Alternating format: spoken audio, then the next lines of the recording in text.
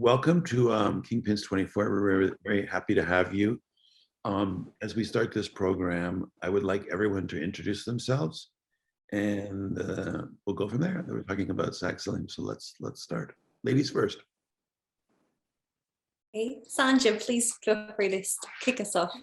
Hi everyone, I'm Sandhya Lang from Nudie. I work as the sustainability manager and have done so for the last 10 years.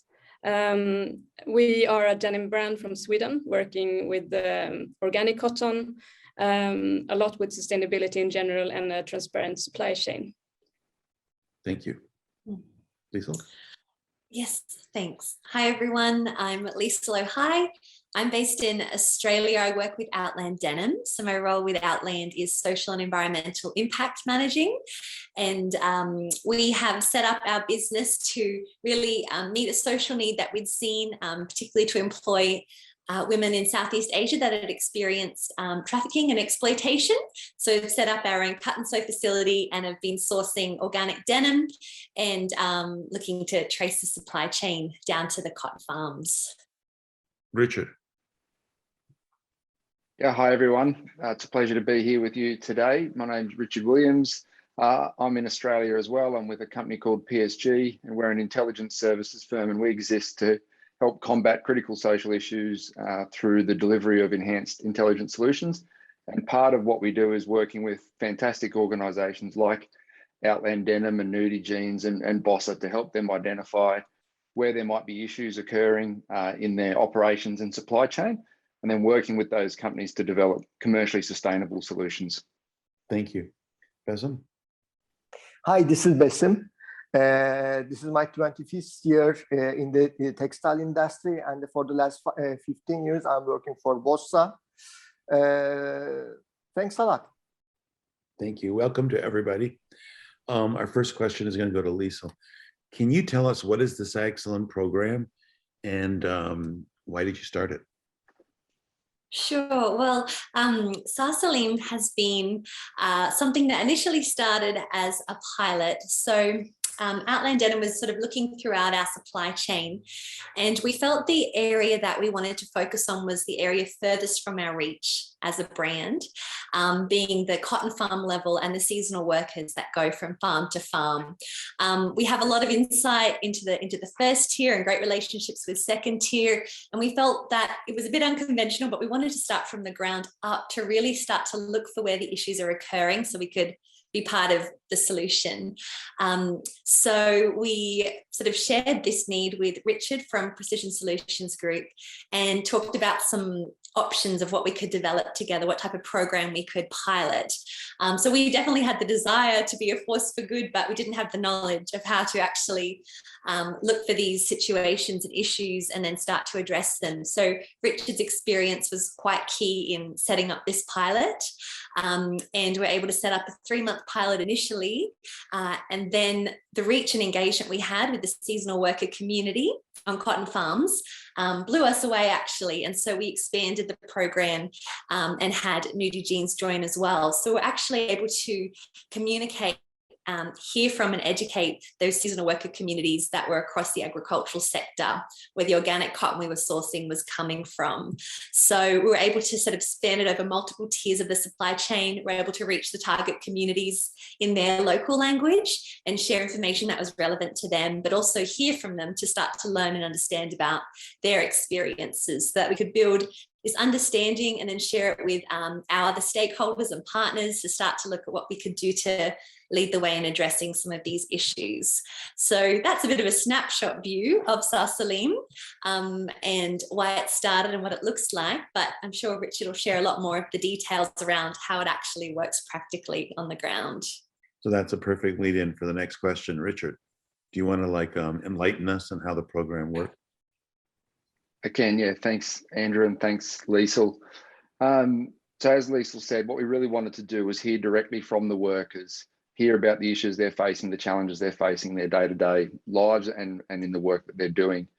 So we set about developing a worker voice solution, but we came across a few challenges that would be very familiar to most brands trying to do a similar thing. You know, the first one was the scale and complexity of the supply chain. you know, and then actually having the time and resources to engage with everyone directly is quite onerous and outside the reach, to be honest, of most organisations. There was then the problem of the unknown. So how do we engage with suppliers we don't actually know exist, especially down at the farm level? And then finally, it was, you know, the temporary nature of the workforce, and not only the seasonal sort of movements in and out of the cotton industry, but also within the peak times like harvest, the workers moving from farm to farm, you know, and some workers to the extent where they don't work on one farm for 2 days in a row. The taking a top-down sort of a traditional engagement approach through supply lines just wasn't feasible. So we flipped it on its head, and in line with what Outland wanted to achieve and what Nudie Jeans wanted to achieve, we decided to talk directly to the workers outside of their work environment at the ground level and at a broader regional and ecosystem level, rather than just focusing on those workers that are engaged with the suppliers that we know we're buying from. And so essentially the way it works is a series of steps. We started off by mapping where we thought the vulnerable demographics were living and working. And that's not just at the farm level, but all the way up through the supply chain. And we partnered with a fantastic organisation called IN2, and they're a strategic communications provider in Turkey, and they were instrumental in helping us understand where these demographics live and work, but then also understanding how they actually access and consume media content as well. We then mapped the areas where we knew we're sourcing from, so at a regional level rather than the individual farm level. And then where we had an overlay of, we knew there was a vulnerable demographic and we knew we were sourcing from that area, we were able to then communicate directly with workers in those areas. And we did that through outbound communications initially. So a lot of outbound communications to focus on increasing their education and awareness around, firstly, education around their rights as workers within Turkey, and you know what they're entitled to and not entitled to, and the like. But then also the increasing their awareness around the risks of sort of exploitation and human rights issues, and what to look for, and then what to do about it if they saw it happening to themselves or someone else. And then that's when we opened up the lines of reporting, and we have a permanent node that sits in Istanbul, and that's where people can report into multiple languages, male and female people, to answer calls and messages and the like. And so we then, with that information coming in, we then sort of mapped where we knew the suppliers we're engaging with were located, and then we're able to investigate the reports and say, okay, we've had a report from this area from a number of workers. We know we're sourcing from there. We know there's vulnerable demographics there, and we know that we've got suppliers in those locations. So then how do we get in there and actually develop some remediation solutions? And so that's essentially the tiered approach that we've been taking, and it iterates. It's an enduring program. We have outbound communications going every week, and the lines are always open for workers to report in and engage. And at a sort of very high level, some of the key results during the sort of last 12 months that the program's been running, we've had over 250,000 people actively engage with the communications. We've had over 300 reports come in. That's across all tiers, not just the farm level, but all the way up to through the manufacturing tiers as well. That's allowed us to identify a number of key issues that we've then used that data and that information to then go back and start to inform remediation solutions with suppliers, and this is where Besim and Bossa have been instrumental in helping us take those next steps. Sorry to ask a question and interrupt here. So you have 250,000 workers engaged, and you receive 300 complaints, which is like 1.1% or 1.2%. That's it? Yeah, that's right. It's not necessarily 250,000 workers either. It's people that have accessed that communications, and it might be a family member, it might be a community member. It's everyone that's accessed that communications, and then it's pushed through. And I know the number might seem small, but actually for these sorts of programs, it's quite a significant number, and it's been really instrumental in helping us understand the trends and the key issues that the workers are facing, and use that data to then inform existing outreach programs, the efforts that suppliers might be already doing, as well as develop new remediation initiatives. Thank you. Sandhya, what's the benefit for Nudie Jeans for this program? What's the benefit for the brand? Yeah, I mean, first of all, we joined this program 1 year ago in October last year. And I mean, Bossa is one of our main fabric suppliers that we work with for a long time. So the collaboration was already very stable in that sense. And we also made visits already to the cotton fields and the ginning a few years back. So we already had some insight of the actual situation on the ground. And of course, Outland is doing great things, and we also share some, I mean, values of sustainability and so on. So we are on the same path. And I think it was quite an easy decision for us to join the program. But the benefit of the program, I would say, is that it was really up and running already when we joined. And I mean, at Nudie, we always have quite innovative ideas and so on. And this was something that we have thought of before, but we didn't really have the capacity to do it on our own or the time to develop that program. So when Liesl approached us to this program, it was a fairly easy decision that we could just take, and we could just buy into a ready program. So in one way, it's very convenient for us to join in. I would say that what we gain now from the program is very much about getting this better insight into the lower tiers of our supply chain, backed up by the data that Richard was talking about. And it helps us to understand basically what is going on the cotton fields in the lower tiers, and what improvements can be made to those people working on the fields, for example. I would also say that this grievance channel has so many details that we didn't have before, and about the actual situations. And I think also it's like, I mean, we of course want to make sure that we don't have any forced labor, for example, or any child labor or bad working conditions in our supply chain. And this is a great help for us to understand the actual situation and take actions also on it. And one other benefit, I would say, also for us and for other brands, I guess, is the upcoming legislation on human rights due diligence within the EU. And I think, well, it comes down to all brands now to actually keep track of their supply chain, get transparency in all tiers, and start working on the progress, because that is something that we would be also hold accountable for in a short while. Thank you. Bassem, how do you engage with the program as a supplier, and what is the benefit for you? Actually, it was, I think, 1.5 years ago. Because of the COVID issues, I was at home. And one day, Liz called me, and he told me about the a simple summary of the program. And he asked me about the program, about the cotton farming supply chain. At the same time, I'm also a farmer as well for myself. So I replied to questions as much as I could. And then I thought that the best thing for me to get better understanding about the program, I should visit Izmir area, where we supply all organic cotton from. But unfortunately, at those days, we had the restriction for the travel in Turkey because of the COVID issues. So I did my best to solve that and collect all the data with the phone. And then I made a simple study on the program.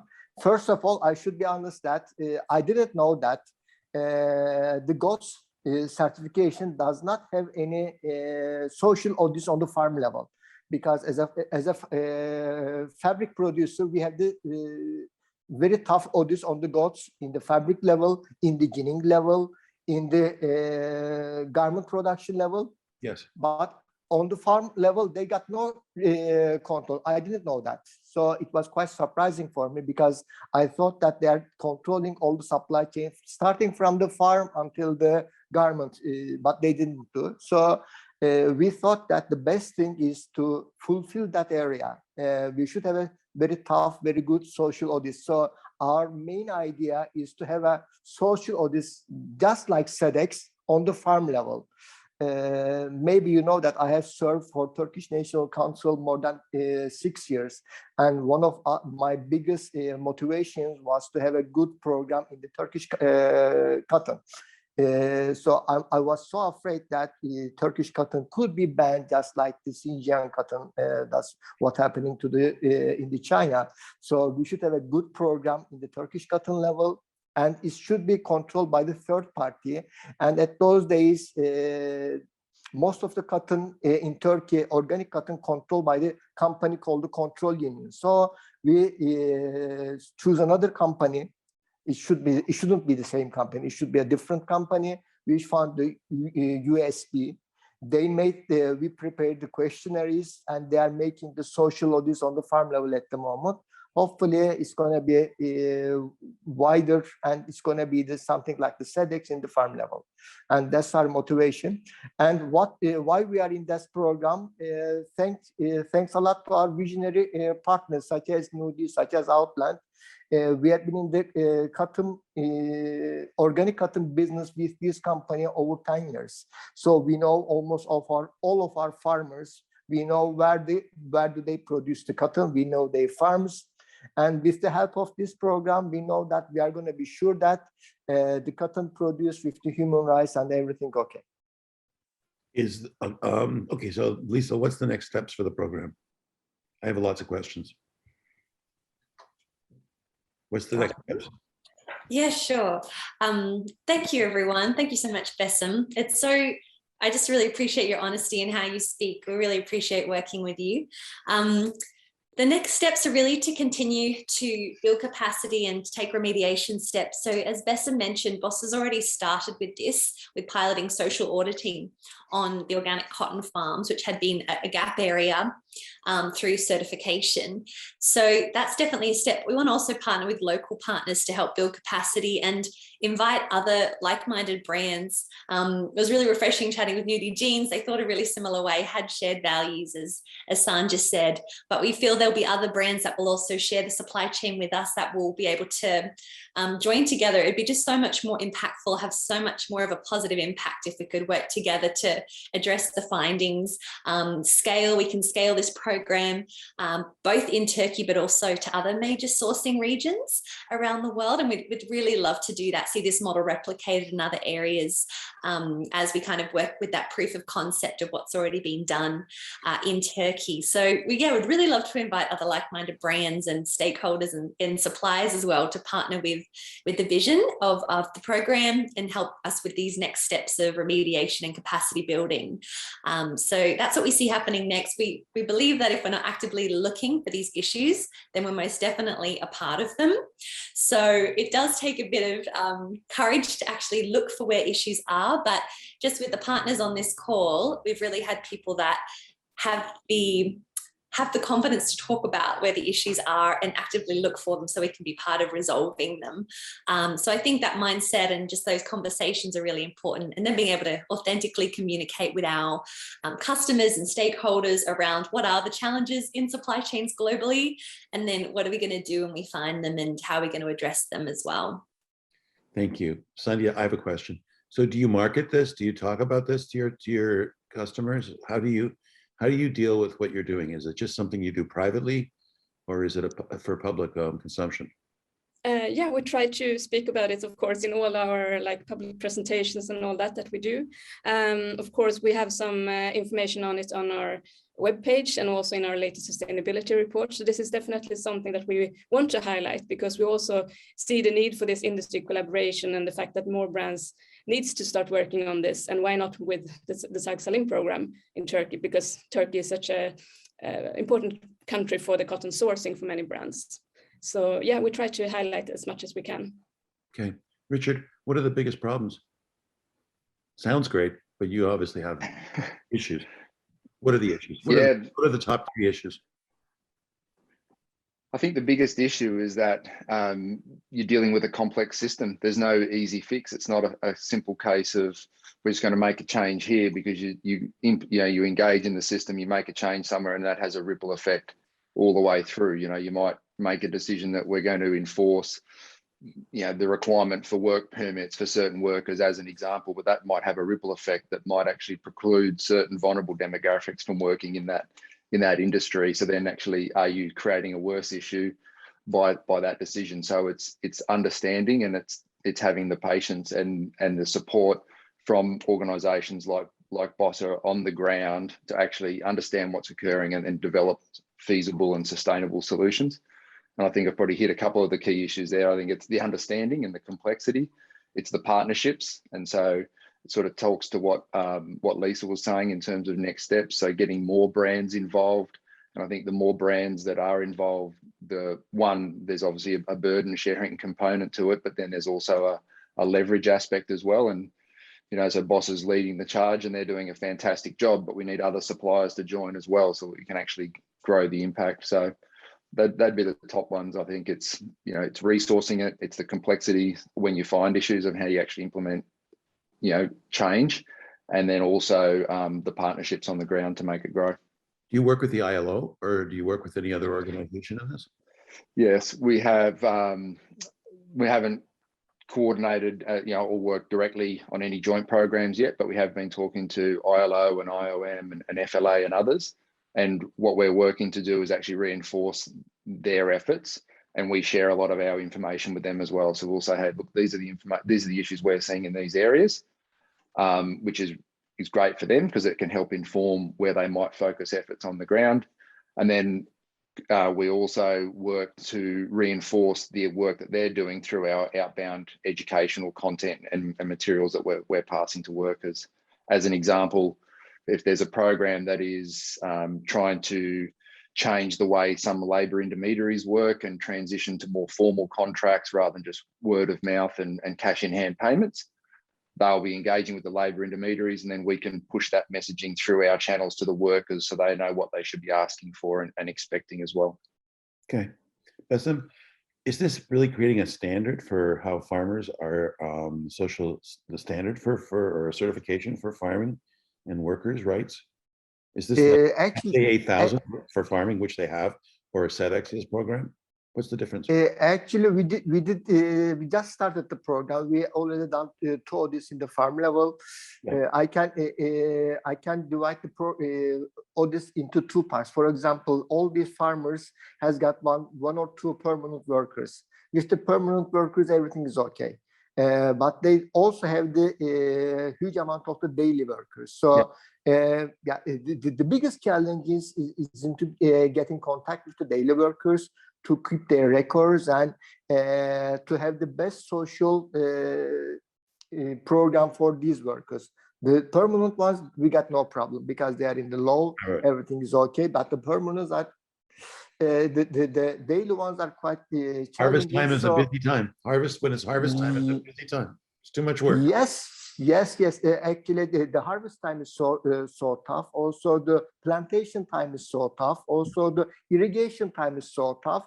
So we are trying to do our best. For example, there are some middlemen in the farming industry. So we are getting these middlemen. We are auditing them, and we are checking that all the people paid regularly to the regulations. And also we are checking everything everyone has in the program, enjoying all the benefits they should gain by the law. So we are doing our best, but it's not so easy. And we are taking care of only the organic cotton at the moment. We are not taking care of all the cotton because the organic cotton we can trace, but I cannot trace all the Turkish cotton. Hope that this program is going to be valid for not only for the organic cotton, or the regular cotton all around the world, something like that. I think this is going to be the unique SEDEX program or something like SEDEX program in the Sag Salim in the world for the cotton farming industry. Nice. Just I was, as a kid, I had a summer job in August harvesting.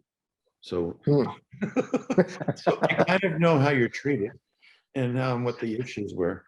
All right, thank you very much to all of you for saying or for speaking here. Does anyone want to make any last comments, or are we good? Good to go. What would you like to do?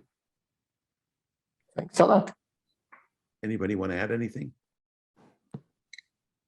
Okay. No, just thank you. Thank you for letting us share about the program and to spread the word and invite others to be a part of it. If anyone does want to reach out, they're very welcome to. We'd love to share more and have further conversations about it. To myself or anyone on the call, we can share email addresses and pass those through. I want to say one thing is that I am a big believer in collaboration, and I think what you guys are doing as brands, joining together and doing the right thing, is how the industry can improve. And if everyone's on their own, it's never going to happen. So I encourage agreed. any brand to be in touch, and I encourage the mills to be in touch with Bossa, because it's only through collaboration that we're going to make change. Absolutely. Well said. Thanks a lot. Thanks a lot. Thank you. Bye. Thank you very much. Thanks a lot.